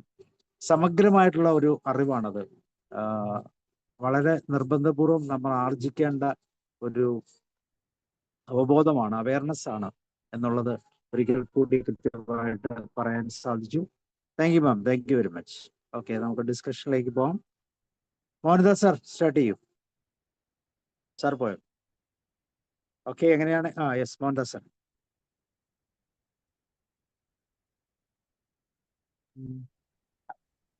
നമുക്ക് ചുറ്റുപാടുകളിലുള്ള ഇങ്ങനെയുള്ള സാഹചര്യങ്ങളുണ്ടെങ്കിൽ തീർച്ചയായിട്ടും പറയാം. പറയൂ സാർ, പറഞ്ഞോളൂ. ഓമന ടീച്ചറുടെ ക്ലാസ് വളരെ ലൈവായിരുന്നു. മാത്രമല്ല വളരെ കാലപ്രശസ്തിയുള്ള കാര്യങ്ങളായിരുന്നു. നമ്മൾ കണ്ടും കേട്ടും ജസ്റ്റും അങ്ങനെ മറന്നുപോയ കാര്യങ്ങളെ അതെല്ലാവർക്കും ഓർത്തിണക്കി. എല്ലാം ഈ പറഞ്ഞ ബാല്യത്തിലുള്ള മാറ്റങ്ങൾ കൊണ്ടുവരുന്നത് ബാല്യത്തിലുള്ള കുട്ടികളാണ്, അല്ലെങ്കിൽ ആ ചിന്താഗതിയുള്ള മുതിർന്നവരൊക്കെ ആദ്യം കാണിച്ചിട്ടില്ല മാഡം. എല്ലാം ചെറുപ്പക്കാരിലും ചെറുപ്പക്കാരായിട്ടുള്ള ആൾക്കാരെയാണ് കൊണ്ടുവന്നത്. തീർച്ചയായിട്ടും ഈ പറഞ്ഞ ഒരു ചേഞ്ച് നമുക്കൊരു ആ തീപ്പൊരി ഉള്ളിലുണ്ടെങ്കിൽ എവിടെയെങ്കിലും ആ സ്പാർക്ക് ഒന്ന് കത്തി അത് ലോകത്തിന് തന്നെ വെളിച്ചം നൽകുന്ന അല്ലെങ്കിൽ ഒരു മാറ്റം തരുന്ന ഇതായിട്ട് ഉള്ള ഒരു തിങ്കിങ്, തോട്ട്, ചിന്ത തന്ന ഒരു ക്ലാസ് ആയിരുന്നു ഇത്. പക്ഷെ വളരെ കാഷ്വൽ ആയിരുന്നു എല്ലാ പ്രസന്റേഷനുകളും. പക്ഷെ നമ്മൾ അറിയാതെ അതിനോടൊപ്പം തന്നെ ഒഴുകിപ്പോയി എന്നുള്ളതാണ്. ഇങ്ങനത്തെ നമ്മുടെ കേരളത്തിൽ തുടങ്ങി, എന്താ പറഞ്ഞാൽ ഉത്തരാഖണ്ഡിൽ അവിടത്തെ പറഞ്ഞു, അത് കഴിഞ്ഞിട്ട് മറ്റു രാജ്യങ്ങളിലുണ്ടായി, എന്നിട്ട് വലിയ റൈറ്റർ മറ്റേ ഫെറിയുടേതായി, പൗലോ ഫെറിയുടേത്, ഇതെല്ലാം കൂടെ കോർത്തിണക്കി ശരിക്കും നല്ല ഹോംവർക്ക് ചെയ്തിട്ടാണ് മാഡം വന്നിരിക്കും. നമ്മളെ പിടിച്ചത് കുറച്ച് അരമണിക്കൂറുണ്ടെങ്കിൽ പോലും വളരെ നന്നായിരുന്നു പ്രസന്റേഷൻ. ഒട്ടും പ്രതീക്ഷിച്ചല്ല, പക്ഷെ സന്തോഷം. Okay, thank you sir. Sheela മാം.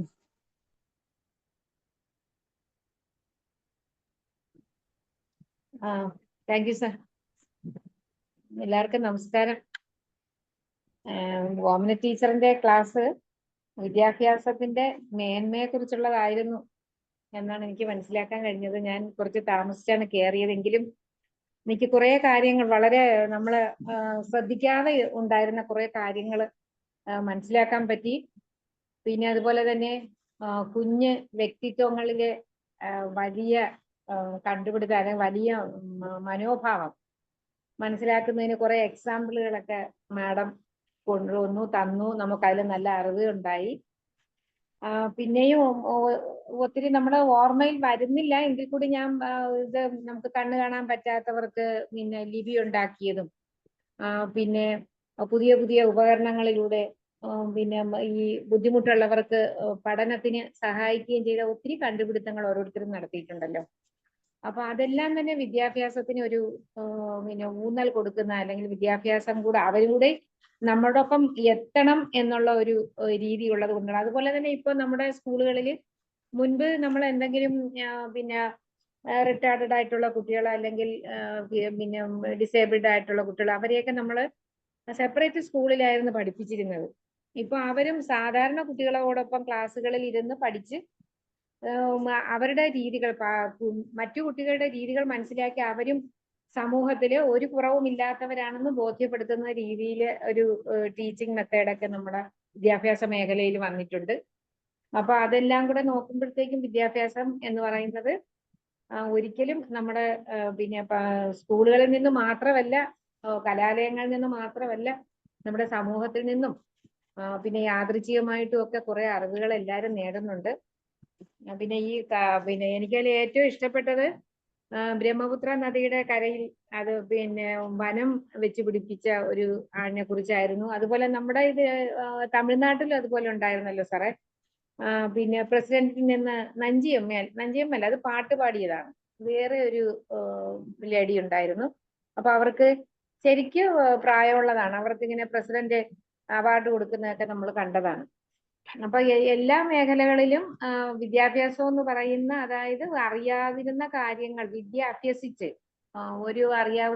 അറിയാതിരുന്ന കാര്യത്തെ അറിവ് നേടി അത് സ്വായത്തമാക്കുന്ന ഒരു രീതിയിലേക്ക് സമൂഹം വരുന്ന ഒരു കാഴ്ചയാണ് ഇപ്പൊ നമ്മൾ കണ്ടുകൊണ്ടിരിക്കുന്നത്. ഇപ്പോ പഴയതുപോലെ ഷൂന്ന് ഒപ്പിടുന്നവരൊന്നും ഇല്ല എന്ന് തന്നെ നമുക്ക് പറയാം. പണ്ട് ഇൻഡ ഷൂ ഒക്കെ ആയിരുന്നു ഒപ്പിനായിട്ട് അധികം വിദ്യാഭ്യാസം ഇല്ലാത്തവര് ഉപയോഗിച്ചിരുന്നത്. പക്ഷെ ഇന്നിപ്പോ നമ്മൾ ഈ തൊഴിലുറപ്പിനൊക്കെ വരുന്നവര് അവരുടെ ആ ഒരു രജിസ്റ്ററിൽ സൈൻ ഇടുന്ന കാണുമ്പോൾ തന്നെ നമുക്ക് അതിശയം തോന്നുകയാണ്. കാരണം എല്ലാവരും ഇംഗ്ലീഷിൽ തന്നെ എഴുതി ഒപ്പിടുകയാണ്. അപ്പോ അങ്ങനെ ഒരു തലത്തിലേക്ക് നമ്മുടെ സമൂഹം വളർന്നിരിക്കുന്നു. സാക്ഷരതയിൽ നമുക്ക് 1ാം സ്ഥാനം ആയതുകൊണ്ട് നമുക്ക് ഈ വിദ്യാഭ്യാസത്തിന്റെ ക്ലാസ് എടുത്ത ഓമനി ടീച്ചറിന് എല്ലാ വിധത്തിലും പിന്നെ നന്ദി പറയുന്നു, ആശംസകൾ അർപ്പിക്കുന്നു. ടീച്ചർ ഇനിയും ഇങ്ങനത്തെ ക്ലാസ്സുകൾ കൊണ്ടുവരട്ടെ. അതോടൊപ്പം തന്നെ ടീച്ചറിന്റെ ഫാദറിനെ കുറിച്ച് പറഞ്ഞു. അദ്ദേഹത്തിന്റെ പേരും അതുമായിട്ട് ബന്ധപ്പെട്ട കാര്യങ്ങളും കൂടെ ഒന്നുകൂടെ ഒന്ന് നമുക്ക് അവസാനം ഒന്ന് പറയുമെന്ന് വിചാരിക്കുന്നു. കുറച്ചുകൂടി അറിയാൻ താല്പര്യമുണ്ട്. ശരി teacher, thank you very much. നമ്മുടെ വയനാട്ടിലെ ചുരം ഉണ്ടാക്കിയ, അല്ല അതിനുവേണ്ടി മാസ്റ്റർ ബ്രെയിൻ ആയിട്ട് വർക്ക് ചെയ്ത ഒരു വ്യക്തി ഉണ്ടല്ലോ, ഒരു പഴയ, അതുപോലെ തന്നെ കുറവനും കുറത്തി എന്നും പറഞ്ഞ ഇടുക്കി ഡാം. അതെ, ഡാം ഉണ്ടാക്കിയത്. അതെ അതെ, അത് ഡാമിന്റെ ബ്രിട്ടീഷുകാർക്കല്ലേ, ഇംഗ്ലീഷുകാർക്ക് കാണിച്ചു കൊടുത്തത് അല്ലെ അവിടത്തെ. അതെ, അതുപോലെ ആലപ്പുഴ ജില്ലയില് ആലപ്പുഴ ജില്ലയില് 2 ഏക്കർ പുരയുടെ മുഴുവൻ കാടാക്കിയ ഒരു വ്യക്തിയുണ്ട്. സാറിന്റെ പേര് ഒരു സ്കൂൾ. വായിച്ചിട്ടുണ്ട്.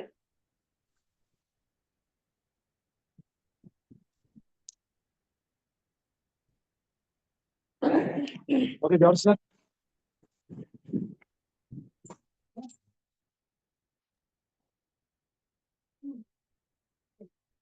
അതെ, താങ്ക്സ് ഓമന ടീച്ചറെ, കൺഗ്രാജുലേഷൻ. പറയാതെ വയ്യ. അറിവാണ് ശക്തി.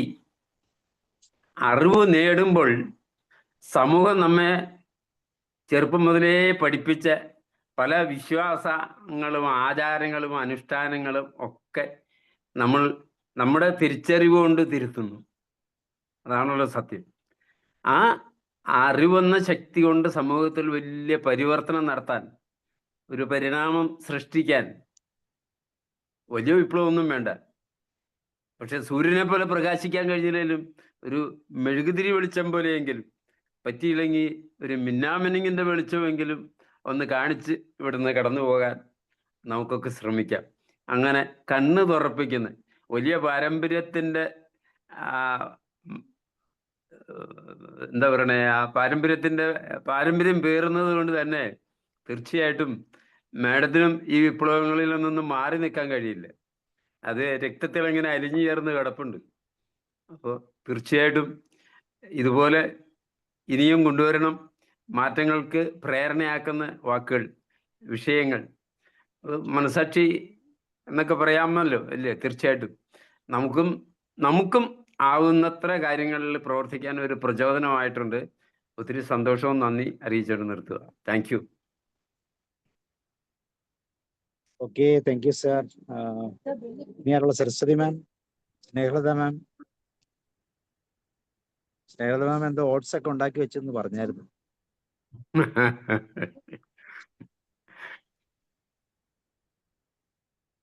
ഓക്കെ, ഹരി എന്തെങ്കിലും പറയുന്നോ? ഹരിയുടെ നാട്ടിലല്ലേ ഒരു വഴിയച്ഛനൊക്കെ ഉള്ള? Okay, thank you sir, thank you so much. Madam നല്ല സെഷൻ ആയിരുന്നു, ഒരുപാട് യൂസ്ഫുൾ ആണ്. Thank you. ഇപ്പം ഒരു ഗ്രേറ്റ് ഫാദർ, ഒരു ഗ്രേറ്റ് ആയിട്ടുള്ള അച്ഛനിൽ നിന്ന് ജനിക്കാൻ സാധിച്ചത് അതൊരു സൗഭാഗ്യമാണ്. ആ വാല്യൂസും എത്തിക്സും ഒക്കെ മാമിന് ഒരുപാട് കിട്ടിയിട്ടുണ്ട്. അതിപ്പോ ഞങ്ങളിലേക്കും പകരുന്നു. ഒരുപാട് നന്ദി. Thank you so much. പിന്നെ എനിക്ക് ക്ലാസ്സിൽ തോന്നിയത് മാഡം, നമ്മൾ നമ്മുടെ ഒബ്ജക്റ്റീവ്സിൽ stick on to objectives stick ചെയ്ത് നിൽക്കണമെന്നും, പിന്നെ എഡ്യൂക്കേഷൻ ഒരു ലിബറേഷൻ ചെയ്യുന്നതായിരിക്കണമെന്നുമാണ് എനിക്ക് തോന്നിയത്. Thank you so much sir. Thank you. Thank you. Okay, Omana teacher ഫൈനലായിട്ട് പറയൂ അച്ഛനെ കുറിച്ച്. സാറ് ഞാനൊന്ന് പറഞ്ഞോട്ടെ. പറയൂ. ഓമൻ ടീച്ചറെ, നമ്മുടെ DPEP എന്താ പരാജയപ്പെട്ടു പോയെ? പിന്നെ നമ്മുടെ 4 pillars of education, learning to know, learning to do, learning to live together, learning to be. അതിൽ ലേണിംഗ് ടു ലിവ് ടുഗദർ ഒക്കെ നമ്മുടെ ആ DPEP-യിൽ ഉണ്ടായിരുന്നു, പ്രോജക്റ്റ് വർക്ക്. അതൊന്നും രക്ഷിതാക്കൾ സ്വീകരിച്ചില്ല. അതല്ലേ നമ്മുടെ സ്ട്രെങ്ത് എല്ലാം പോയെ. അതിൻ്റെ നമ്മൾ ചെയ്ത രീതിയിൽ എന്തൊക്കെയോ പാളിച്ചകൾ ഉണ്ടായിരുന്നു. കോട്ടൺ ഹില്ലൊക്കെ അത് പേരൻസ് റിജക്റ്റ് ചെയ്യുക, കാരണം ഇത് എൻട്രൻസിന് മാർക്ക് കിട്ടത്തില്ല എന്നുള്ളത് കൊണ്ട്. ഏറ്റവും നന്നായിട്ട് നടന്ന ഗവൺമെൻറ് സ്കൂളാണ് കോട്ടൺ ഹില്ല്. അവിടെയൊക്കെ അത് പരാജയപ്പെടുകയായത്. പിന്നെ ഇപ്പോഴത്തെ വിദ്യാഭ്യാസ നയത്തിലാണെങ്കിൽ ആർട്സ് സബ്ജക്റ്റ് ഏറ്റവും കുറയ്ക്കുകയാണ്.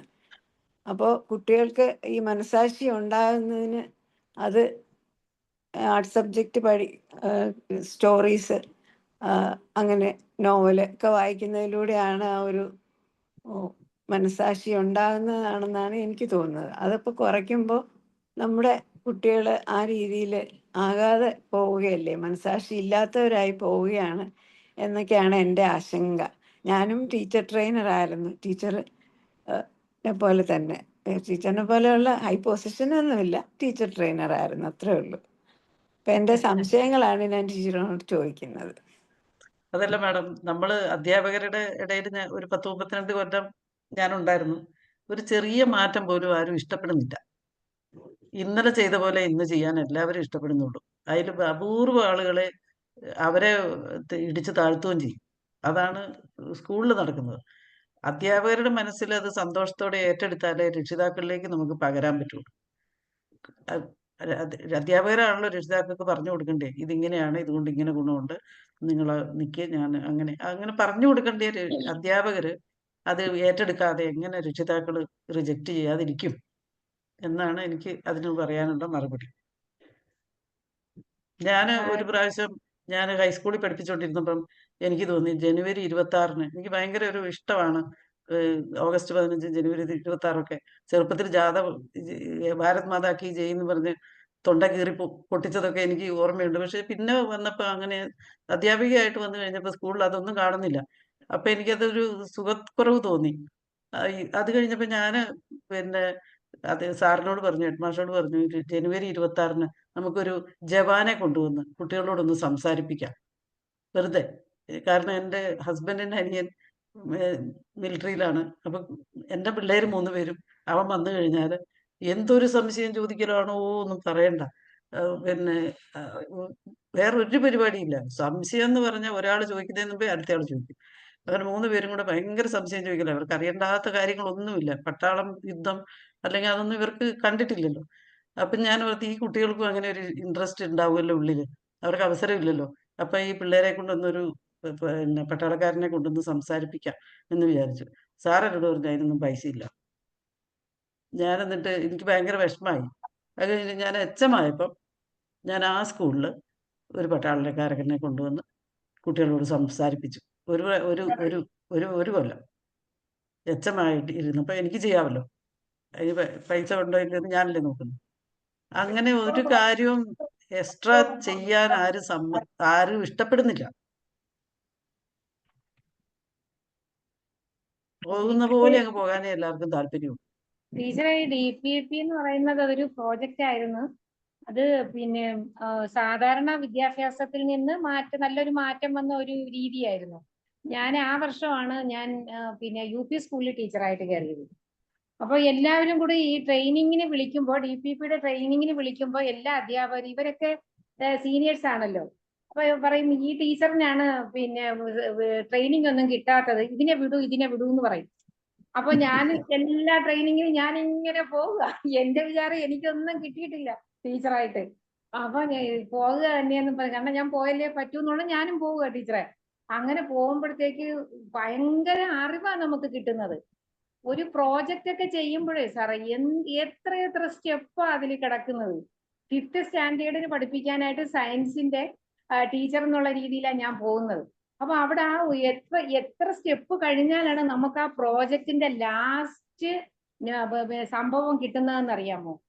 അത് തയ്യാറാക്കേണ്ട വിധം അതൊക്കെ എനിക്ക് ഭയങ്കരമായിട്ടങ്ങ് ഇഷ്ടപ്പെട്ടു. തറവാ എനിക്ക് ഒരു പ്രോജക്റ്റ് ചെയ്യേണ്ടത് എങ്ങനെ. ക്ലാസ്സിൽ ഇപ്പൊ ഒരു എക്സാമ്പിൾ പറയുകയാണെങ്കിൽ 5ാം ക്ലാസ്സിൽ ഒരു കുട്ടിക്ക് ഒരു ഇത് കൊടുക്കുകയാണ്, ഒരു മത്സ്യത്തിന് എത്ര ചിറകുകളുണ്ട്. പലരും പല പേര് പറയും, പല എണ്ണം പറയും. കാരണം കുട്ടിക്ക് അത്ര ഫെമിലിയർ അല്ല അതൊന്നും. അപ്പൊ പിന്നെ ചെയ്യുന്നത്, ഓരോ കുട്ടിയും അവരെ വീടിനടുത്തുള്ളതോ ആ വീട്ടിലുള്ളതോ ആയ മീൻ കൊണ്ടുവരുന്നു, അതിന്റെ ചിറകുകളുടെ എണ്ണുന്നു. എല്ലാം ഈ അരപ്ലേസ് പോലത്തെ സ്ഥലത്ത്, സൂര്യപ്രകാശം കിട്ടുന്ന സ്ഥലത്ത് ഇങ്ങനെ കുപ്പിയിൽ വെക്കുക. എന്നിട്ട് അതെല്ലാം വെച്ച് അപ്പൊ ഇതൊക്കെ നോക്കിയിട്ട് അവസാനം ഒരു നിഗമനത്തിലെത്തുകയാണ്. പലതരം മത്സ്യങ്ങൾക്ക് പല എണ്ണത്തിലെ ചിറകുകളായിരിക്കും എന്നവര് അവസാനം അത് മനസ്സിലാക്കി എടുക്കുകയാണ്. അത് അങ്ങനെയാണ് ആ ഒരു ചെറിയ പ്രോജക്റ്റ്. അത് തന്നെ നമ്മൾ ഒരു 3-4 ദിവസം കൊണ്ടാണ് ഒരു ചെറിയ പ്രോജക്റ്റ്. പിന്നെ നിഴൽ ഘടികാരം ഉണ്ടാക്കുന്നത് എങ്ങനെ, മണൽ ഘടികാരം ഉണ്ടാക്കുന്നത് എങ്ങനെ, ഇതെല്ലാം ആയിരുന്നു ഈ DPPയിൽ പഠിപ്പിച്ചത്. ഇതെല്ലാം എനിക്ക് ഭയങ്കര രക്ഷയായി. കാരണം ഒത്തിരി അറിവ്, ഞാൻ എത്ര ക്ലാസ്സുകൾ പഠിച്ചാലായിരിക്കും എനിക്ക് ഇത്ര അറിവ് കിട്ടുന്നത്. അതെല്ലാം ഇങ്ങനെ കിട്ടിക്കൊണ്ടേയിരുന്നു. എക്സാം ആയപ്പോഴേക്ക് ക്വസ്റ്റ്യൻ DPP മോഡൽ വന്നു സാറേ. അപ്പോഴാണ് വിധം മാറിയത്. ക്വസ്റ്റ്യൻ പേപ്പറും കൊണ്ട് ടീച്ചേഴ്സ് അങ്ങോട്ടും ഇങ്ങോട്ടും ഓടാൻ തുടങ്ങി. ഇതെങ്ങനെയാണിത് ആൻസർ എഴുതേണ്ടതെന്ന് അറിയത്തില്ല. നമ്മൾ ഇതുപോലെ ക്വസ്റ്റ്യൻ ആൻസർ അല്ലല്ലോ. അപ്പോഴെല്ലാരും പറഞ്ഞു, ഷീല ടീച്ചറാ ട്രെയിനിങ്ങിന് പോയിട്ടുള്ള, ടീച്ചറിനെ വിളിക്കുക. ഞാനൊന്ന് ക്ലാസ്സിലിരിക്കുക. എന്നെ അവിടെ നിന്ന് വിളിച്ചുകൊണ്ട് വന്നു. അതായത് ഒരു ഡോളറിന്റെ വിലയിലാണ് ഒരു സാധനത്തിന്റെ വില കൊടുക്കുന്നത്. അതിനെ ഇന്ത്യൻ റുപ്പിയിലേക്ക് മാറ്റിയത് കാൽക്കുലേറ്റ് ചെയ്ത് കൊടുക്കണം ആ പ്രോബ്ലം. അപ്പൊ അതെങ്ങനെയാണെന്ന് ആർക്കും അറിയത്തില്ല. എല്ലാരും ഓടുക, ഞങ്ങൾ എങ്ങനെയാണ് ഈ ഡോളറിന്റെ എങ്ങനെ ഇപ്പൊ ഈ സമയത്ത് ആക്കാൻ പറ്റും എന്നും പറഞ്ഞുള്ള ഒരു സംശയമായി. ഞാൻ പറഞ്ഞു, ഇന്നത്തെ പത്രം എടുക്കൂ, അതിൽ വിനിമയ നിരക്കുണ്ട്, അതെടുത്ത് വെച്ചിട്ട് ഇത് കുട്ടികൾക്ക് ഇതിന്റെ ഒരു ഡോളറിന്റെ വില ഇന്ത്യൻ റുപ്പി കൊടുക്കൂ, എന്നിട്ട് അതനുസരിച്ച്. അപ്പൊ അങ്ങനെ ഒരു അറിവ് നമുക്ക് കുട്ടിക്ക് ഏത് രീതിയിൽ പോയാലും എല്ലാ സബ്ജക്റ്റിലും കുട്ടിക്ക് അതിൻ്റെതായ ഒരു ബേസ് മുതലുള്ള അറിവ് കിട്ടുക, അല്ലാതെ അത്തമ്മയെ പൂച്ചയല്ല. അതായിരുന്നു ആ DPP മോഡൽ. അതിനുശേഷം വന്നത് എല്ലാം നല്ല നല്ല പ്രോജക്റ്റുകളായിരുന്നു. ഓമന മാം പറഞ്ഞ പോലെ നമ്മൾ അധ്യാപകര് അത് അക്സെപ്റ്റ് ചെയ്താൽ മാത്രമേ അത് പേരൻസും സമൂഹവും അക്സെപ്റ്റ് ചെയ്യൂ എന്നാണ് എനിക്കും മനസ്സിലായത് അതിൽ നിന്ന്. അത് ഏത് കാര്യവും അങ്ങനെയാണ് മാഡം. നമുക്കുള്ള ഒരു ഇതെന്ന് പറഞ്ഞാല് നമ്മൾ അക്സെപ്റ്റ് ചെയ്യിപ്പിക്കാൻ വേണ്ട രീതിയിൽ അവരെ ബോധവാന്മാരാക്കേണ്ടതും കൂടെ ഉണ്ട്. അത് ഇന്ന കാരണങ്ങൾ കൊണ്ട് എന്റെ കുട്ടിക്ക് ഇത് നല്ലതാണെന്ന് അവർക്ക് പറഞ്ഞു കൊടുത്താൽ അവർ തീർച്ചയായിട്ടും അതിലേക്ക് അത് അറിയാവുന്നവർ ഇപ്പൊ മാഡത്തിന് പറഞ്ഞു കൊടുക്കാൻ അറിയാം, ബാക്കി ഒരു ടീച്ചേഴ്സിനും അറിയത്തില്ലല്ലോ. അല്ല, അതിന് ചെയ്യേണ്ടത് ഒരു പേരൻസ് മീറ്റിംഗ് വിളിച്ച് നമുക്ക് പിന്നെ അതിന്റെ എല്ലാവരും ട്രെയിനിങ്ങിന് പോകണ്ടേ, ഒരാളെ മാത്രം വിട്ടാ പോരല്ലോ. അല്ല, ഇത് ഇങ്ങനെ പറ്റിയതാണ്. കാരണം അവരോർത്ത് ഇത് ആവശ്യമില്ല, എല്ലാവരും കംഫർട്ട് സോണിൽ ഇരുന്നു.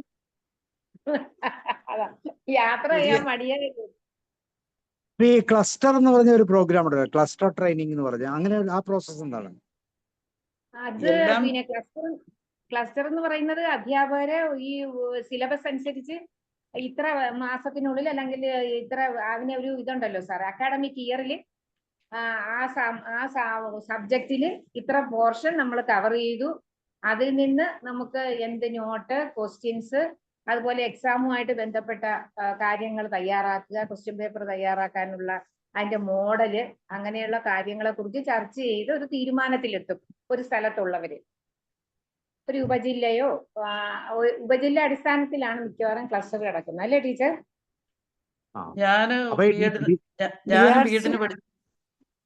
ബി.എഡിന് പഠിച്ചത് NCERT-യുടെ ബി.എഡ് കോളേജിലാണ്, റിസർച്ച് എഡ്യൂക്കേഷൻ റിസർച്ച്. അത് ഇതുവരെ ഇങ്ങോട്ട് എത്തിയിട്ടില്ല മര്യാദയ്ക്ക്. എത്തിയിട്ടുണ്ട്, പക്ഷെ അതൊന്നും നടപ്പിലില്ല. കാരണം നമ്മൾ പുതിയ രീതിയിൽ പഠിപ്പിച്ച ആ ടീച്ചറൊന്നും പഠിപ്പിക്കുന്നില്ല എന്ന് പറഞ്ഞിട്ട് നമ്മളെ അവിടെ ബുദ്ധിമുട്ടിക്കും.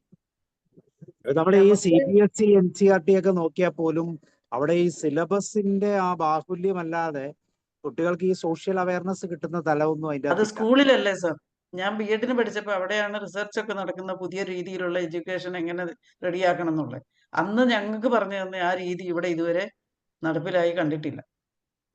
അതാ സ്കൂളിൽ അങ്ങനത്തെ പ്രോഗ്രാംസ് വെക്കാനുള്ള താല്പര്യവും ഇല്ല.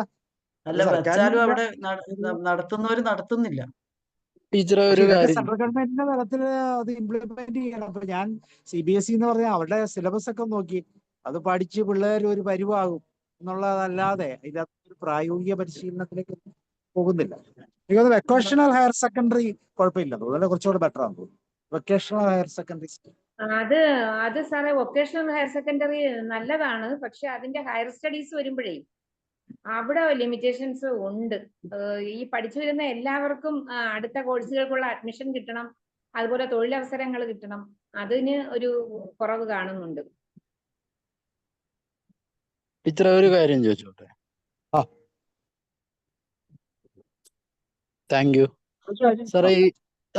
ഈ ഒപ്രസ്ഡ് ആയിട്ടുള്ളവരെ ലിബറേറ്റ് ചെയ്യാൻ, പുറത്തോട്ട് വരാനായിട്ട് ഈ കമ്മ്യൂണിറ്റികൾ സംഘടനകളിലൊക്കെ ഭാഗമാക്കി കഴിച്ചാല് ചാൻസ് ഉണ്ടോ? ഈ ഒപ്രസ്ഡ് ആയിട്ടുള്ളവര് ഒപ്രസ്ഡ് ആണെന്ന് ആദ്യം അവർ മനസ്സിലാക്കാനുള്ള അവസ്ഥ കൊടുക്കണം. അവര് തന്നെ ആദ്യം മനസ്സിലാക്കണം ഞങ്ങൾ ഒപ്രസ്ഡ് ആണ്, എങ്ങനെ, എവിടെ, ഏതാണ്, എന്താണ്. അല്ലാതെ നമ്മൾ ഓടിപ്പോയി അവരെ റെഡിയാക്കാൻ പോയാൽ പറ്റില്ല. അവരങ്ങനെ ഇരിക്കാൻ ഇഷ്ടപ്പെട്ട് അങ്ങനെ ആയി, അവരുടെ ക്യാരക്ടർ അതാണ്. മാറ്റിയെടുക്കണമെങ്കിൽ കുറച്ച് ബുദ്ധിമുട്ടാണ്. ഞാൻ ചോദിക്കുന്നത് ഇവര് വല്ല ഈ ചൈൽഡ്ഹുഡ് എക്സ്പീരിയൻസ് ഒക്കെ കൊണ്ട് അങ്ങനെ ഒപ്രസ്ഡ് ആവുന്നതാണോ? അല്ല, അവരത് അങ്ങനെ തന്നെയാണ്. ഇപ്പം ഞാൻ ചിലപ്പോൾ ഓർക്കും അവരാണ് ഏറ്റവും കൂടുതൽ കുട്ടികളെ സ്നേഹിക്കുന്നതെന്ന് ഓർക്കും. കാരണം ഇന്ന് ഞാൻ സ്കൂളിൽ പോകുന്നില്ല എന്ന് പറഞ്ഞാൽ, പോകുന്നില്ലേ, എന്നാൽ ഈ കംപ്ലീറ്റ് അടിയിലോട്ട് കയറിക്കോ എന്ന് പറയും. നമ്മൾ സമ്മതിക്കുമോ? അവര് കുട്ടികൾ എന്താണോ പറയുന്നത് അവരനുസരിക്കുകയാണ്, രക്ഷിതാക്കൾ അനുസരിക്കുകയാണ്. അവരൊരു നോയും പറയല. കുട്ടികൾ ഡ്രോപ്പ് ഔട്ട് ആയിട്ടുള്ള കുട്ടികളെ പിടിക്കാൻ നമ്മൾ കോളനി കൂടി ഒക്കെ പോയിട്ടുണ്ട്. ഇവിടെ ജോലിക്ക് വരുന്നതിൽ കുട്ടികളെ കണ്ടാൽ ഞാൻ ഓടിച്ചു വിടും, ഇവിടെ വരാറില്ല. പള്ളിക്കൂടെ ഉള്ള സമയത്ത് അമ്മയുടെ അച്ഛൻ്റെ പുറകെ വരും. ഞാൻ സമ്മതിക്കാത്തത് കൊണ്ട് ഇവിടെ വരില്ല.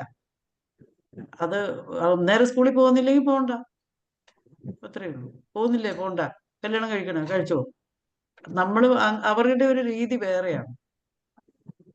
സാറേ, ഈ ഷെഡ്യൂൾഡ് ട്രൈബ്സിന്റെ ഒക്കെ സ്ഥലങ്ങളില്, ട്രൈബ്സ് കൂടുതലുള്ള സ്ഥലങ്ങളില് ആ കുട്ടികളെ വിദ്യാഭ്യാസത്തിൽ കൂടുതൽ ശ്രദ്ധിക്കുന്നതിന് വേണ്ടി പ്രൊമോട്ടേഴ്സ് ഉണ്ടല്ലോ സാറേ.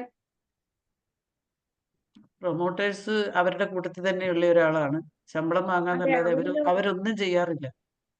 അവരിലുള്ള ആളുകള് അല്ലെങ്കിൽ ഒന്നും ചെയ്യാറില്ല. അവര് ചെയ്യുന്ന കാര്യങ്ങളെ കുറിച്ച് ഒരു ചെക്കിംഗ് ഒന്നും ഇല്ലേ മാഡം? അതിന് ഒന്നുമില്ല, അവരൊന്നും ചെയ്യല. അവർ പറഞ്ഞാൽ മറ്റവരോട്ട് കേൾക്കൂല. ഞാൻ ഈ ഡ്രോപ്പ് ഔട്ട്സിനെ പിടിക്കാൻ പുറകെ ഇഷ്ടംപോലെ പോയിട്ടുണ്ട്. പിന്നെ ഇവിടെ എൻ്റെ വീടിൻ്റെ അടുത്ത് കോളനിയുണ്ട്. അവിടുത്തെ പ്രൊമോട്ടേഴ്സ് ആരൊക്കെയാണെന്ന് എനിക്കറിയാം. അവർക്ക് എന്നാ ചെയ്യാൻ പറ്റുമെന്ന് അറിയാം, എന്ത് ചെയ്യുന്നു എന്നും എനിക്കറിയാം. അതാണ് നമ്മുടെ സർക്കാർ എല്ലാ കാര്യങ്ങളും ചെയ്യുന്നുണ്ട്. പക്ഷെ വേണ്ട വിധത്തിൽ അതിന്റെ ഒരു ഡ്രോപ്പ് ഔട്ട്സിനെ കിട്ടാൻ എന്തെങ്കിലും ഒരു ചെറിയ ഗുണം കിട്ടിയിട്ടുണ്ടെങ്കിൽ അത് അംഗൻവാടി ടീച്ചേഴ്സിന്റെ അടുത്ത് നിന്ന് കിട്ടിയിട്ടുണ്ട്. അവർക്ക് കുട്ടികളെ പറ്റി ഒരു ധാരണയുണ്ട്, ആ കോളനിയിലെ പിള്ളേരെ പറ്റി. ഒരുപാട് പ്രോജക്റ്റുകൾ വരുന്നുണ്ട് ഇതുവരെ മുന്നോട്ട് കൊണ്ടുവരുന്ന, പക്ഷെ അതൊന്നും പ്രായോഗിക തലത്തിലേക്ക് വരുന്നില്ല. അല്ല ടീച്ചറെ, ഇവിടെ നമ്മുടെ തൊടുപുഴയൊക്കെ ഈ ട്രൈബൽസ് അല്ല, അതൊക്കെ ആ കമ്മ്യൂണിറ്റിയിലുള്ളവർക്ക് CST-കാർക്കൊക്കെ